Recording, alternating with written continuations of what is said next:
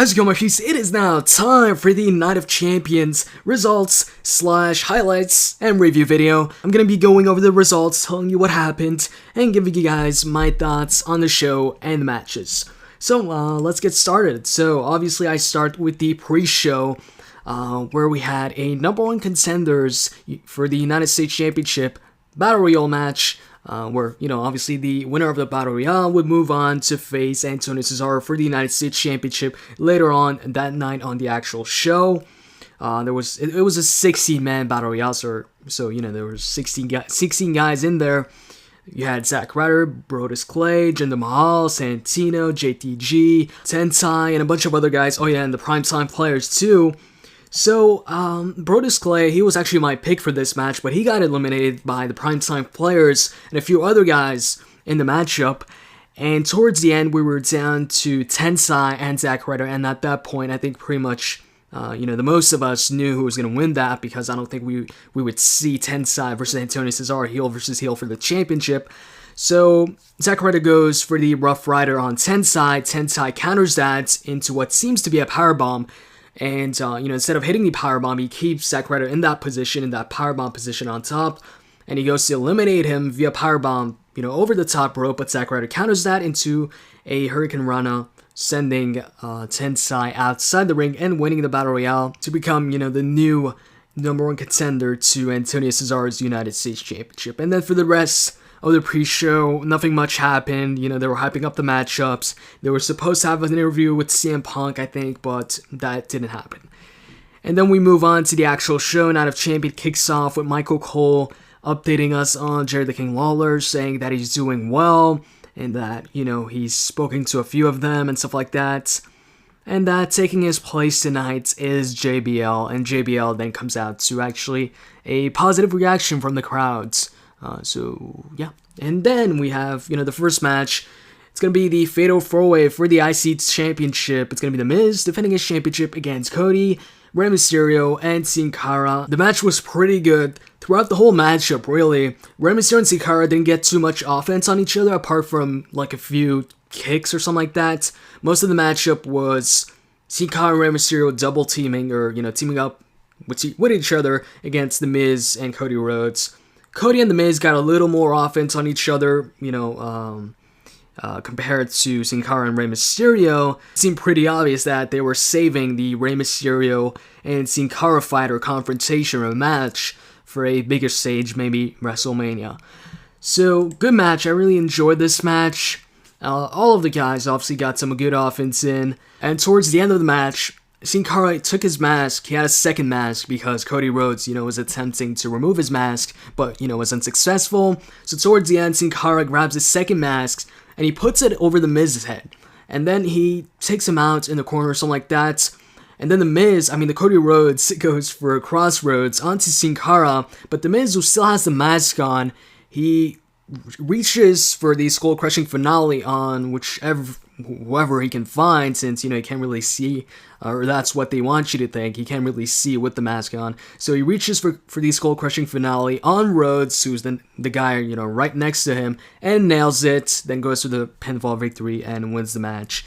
And on commentary, they were like, oh, The Miz, he didn't even know who he pinned or who he hit his finisher on or whatever. So, still your Intercontinental Champion, The Miz.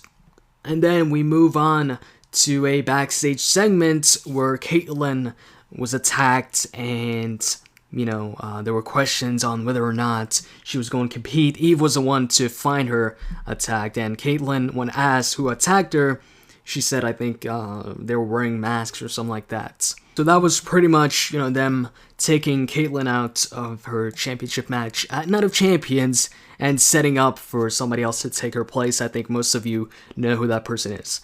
So then the Tag Team Championship match, Kofi and R-Truth defend their titles against Daniel Bryan and Kane. I was looking forward to this match just to see Daniel Bryan and Kane win the tag team titles, and they actually did win the tag team titles in a similar fashion as they did on Raw when they won their spot, I guess, or their shot for the tag team championships. It was kind of an accident, I guess, or maybe not. You had, throughout the matchup, really, I wasn't paying too much attention to the match as I was to just Daniel Bryan and Kane and their interaction and arguments. they were, towards the end, they were arguing a little bit more, pushing each other and stuff like that. I thought maybe for a second that, they were going to cost each other the matchup, and Kofi and R-Truth were going to capitalize on that and retain their titles and get a big victory off it. But instead, at some point, Kane is climbing up the top turnbuckle, and Kofi Kingston catches up to him, and it looks like he's trying for a superplex on Kane, or maybe a Hurricane Rana or something. So what Daniel Bryan does, he's still on the apron on where Kane is, on the top turnbuckle on the same side. So Daniel Bryan grabs onto Kane's leg, so Kofi Kingston that way doesn't superplex him off the top rope or whatever. So, Kane, I guess, pushes Kofi off, and then he finds Daniel Bryan, holding onto his leg, so he's wondering what's Daniel Bryan doing. Daniel Bryan tries to explain what he's doing, but Kane I think he pushed Daniel Bryan's face or something like that, or punched him. I think he just pushed his face, from what I recall. And then Daniel Bryan got mad, and he pushed Kane off the top turnbuckle, and what happened is Kane landed onto Kofi Kingston, and the referee counted the 3 counts. So another odd victory, or I like this. I like how they've gotten their victories lately, and them are continuing to argue with each other and stuff like that. So your new tag team champions, Kane and Daniel Bryan, they were trying to outdo each other. Once they won the titles, saying that they're the tag team champions, and the other one saying, no, I'm the tag team champions, going, back and forth, holding up the championships and yelling that they're the tag team champions. And actually, during the matchup, they did hug it out. And afterwards, you had Eve and Booker T in another segment. And actually, Booker T suggested that Eve be put in the Divas Championship match instead of Kaitlyn.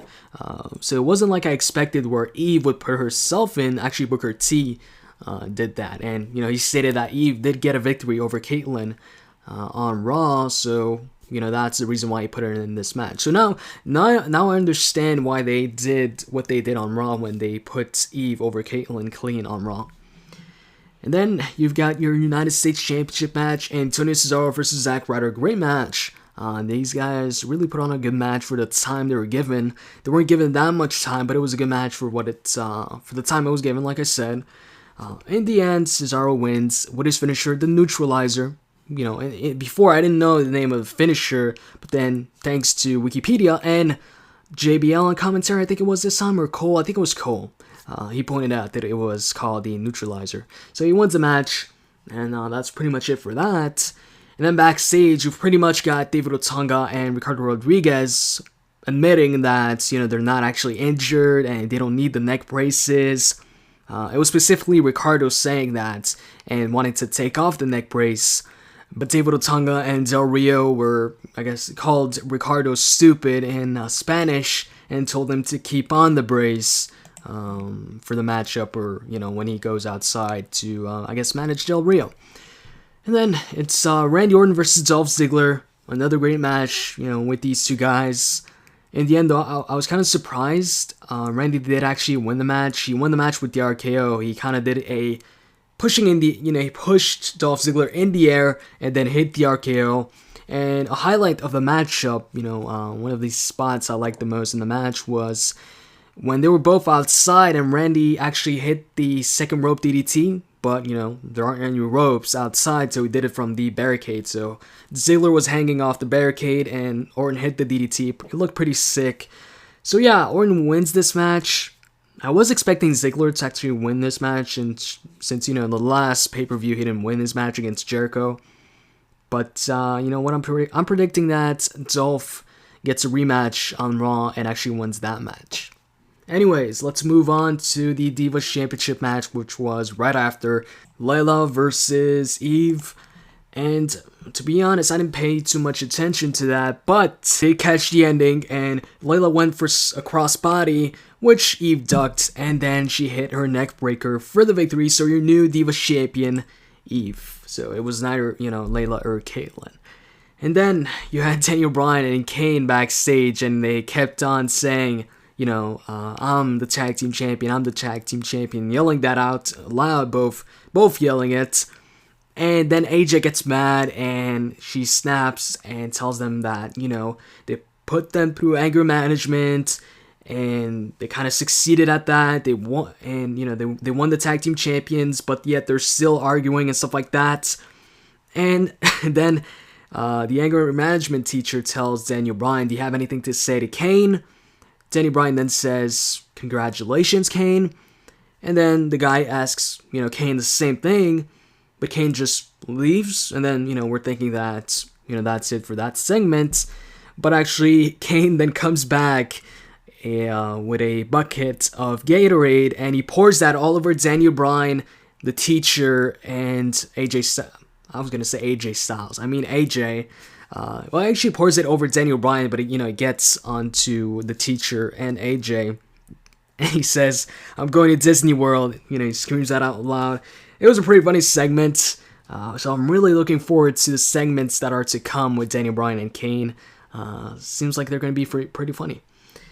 And then we've got the World Heavyweight Championship match, Sheamus versus Del Rio, which I hope is the end of this feud, which I hope this is the last match we get with these two on pay-per-view. Actually, after they make their entrances, Booker T comes out, before actually the referee rings the bell, and declares that he finished his, investigation, and he is reinstating the bro kick, so now Sheamus can use it. And then David Otunga kind of gets mad at that and gets on the apron and complains, so Sheamus hits him with the bro kick. I was actually thinking that Sheamus was going to win the match right away in a couple seconds, like WrestleMania, with the bro kick once Booker T announced that. But no, instead he bro kicked David Otunga. Now moving on to the matchup, it was a decent match. I'm not a fan of Del Rio. I'm not a fan of Sheamus, but I'm not going to say it was a bad match when I thought it was a good match. So, good match, but freaking end this. Hopefully this is the end and we don't get the ending at Hell in a Cell just because it's Hell in a Cell, although feuds usually end at Hell in a Cell. I hope this one is an exception. Anyways, after that, we've actually got the championship match, the main event, WWE Championship on the line. Paul Heyman actually comes out though first, and he basically introduces John Cena. Not John Cena, what am I talking about? He introduces CM Punk. CM Punk then comes out, and then John Cena comes out, and before the actual match, CM Punk's holding the championship up high for over a minute or something like that. Just I guess to get the spotlight on him. And we move on to the actual matchup, and this was a long match between the two, but it was a good match too. I really enjoyed this match. It was a bit slow at the beginning, but nonetheless, it was a great match between the two. I don't think I've ever seen a John Cena versus CM Punk match that I didn't like. Anyways, the ending was kind of surprising. It kind of had a twist to it, a swerve. So, after John Cena hit, I think 2 attitude adjustments, and CM Punk hit 2 GTSs, and John Cena hit, or, put on or locked on a few STFs, or is it still called STF? Yeah, it's still called an STF, just not STFU. Yeah, and CM Punk locked on Anaconda Vice. So basically, it was a finisher fest like most of, the big main events, but, it was a good match. So anyways, towards the end, John Cena puts CM Punk on the top turnbuckle, and looks like he's going for a back suplex or something, but he actually goes for a top rope German suplex. Once he hits that, the referee counts 1, 2, 3 actually, and John Cena wins the match. Now here, I was shocked at John Cena winning the match with a German suplex. Just because once John Cena ever won a match with a German suplex, it's just something that doesn't usually happen. I was expecting maybe top rope attitude adjustment. I thought that'd be much fitting, but then I kind of learned why they did that and why John Cena won with that. Although, well, you'll see. Anyway, so John Cena wins with that move. He celebrates for a short while, gets back in the ring to climb the turnbuckle and celebrate even more. And then the referee grabs the title off him, and I'm like, oh shit. What's gonna happen now? I was kind of confused here. But when the referee grabs the championship off you, that means something's up. That means the match is gonna get restarted or something like that. But I wasn't sure why. So anyways, he grabs the championship off John Cena, and then he goes over to CM Punk and hands it over to him. So I'm like, this doesn't make any sense. Why is this happening? Why you know, I was glad that he's heading over to CM Punk because I want CM Punk's reign to continue, but I was just confused as to why. But then we learned that both guys' shoulders were on the mat during that German suplex. Then John Cena's like, what the fuck, man? And, you know, he's kind of confused, kind of, I guess, pissed and stuff like that. But he's got his back turned to CM Punk. Then he turns around, bam! CM Punk hits him with the championship belt over the head. And then we get a replay showing us that both their shoulders were indeed on the mat. The thing is, though, if both their shoulders were on the mat, why wasn't the match restarted and then CM Punk could retain the championship? Instead, they just gave the championship over to CM Punk and declared it a draw, and CM Punk's still the champion. So that's pretty much it for that. And John Cena's dad was actually in the crowds. And yeah, CM Punk is still the WWE champion, so now he's going to be champion over 300 days. We'll see if he retains at Hell in a Cell. I'm predicting Hell in a Cell it's going to be John Cena versus CM Punk once again, but in a Hell in a Cell, you know, match. So anyways, as far as the show, I actually like this show. I give it a good rating, maybe like an 8 on 10 or something like that. Good show overall. Some good matches on the cards. Daniel Bryan and Kane, new tag team champions. And I guess Eve, the new Divas champion. So 2 titles change hands, and all the others remains with their rightful owners, I guess. So tell me what you think, or what you thought about the pay-per-view in the comments section below. I hope you guys enjoyed this video, and if you did, you can click that like button. I'd really appreciate that. And with that said, I'm out. See ya.